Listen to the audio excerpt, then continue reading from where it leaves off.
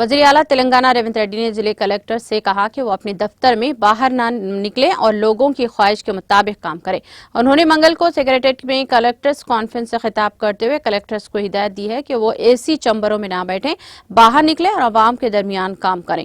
उन्होंने तमाम collectors, police commissioners, SPs और दीगर आला अहदेदारों के साथ अवामी हुक्मरानी, धरानी पोर्टल के मसाइल, खरीफ सीजन में काश्तकारी, सेहत आमा, मौसमी अमराज, तालीम, अमन व अमान और दीगर मसाइल पर यह इजलास मुनक्किद किया।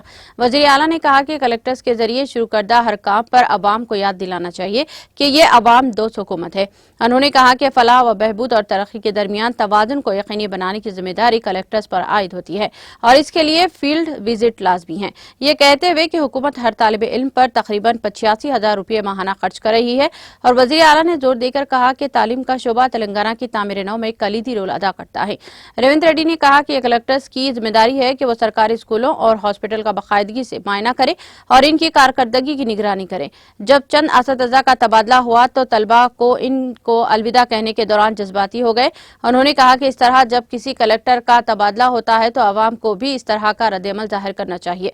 उन्होंने मजीद कहा कि प्रजावानी के मसाइल को बाकायदगी से हल किया जाना चाहिए और 6 ज़मानतों को मौसर और शफाफ तरीके से नाफिज करने की जिम्मेदारी कलेक्टरों पर आयद होती है।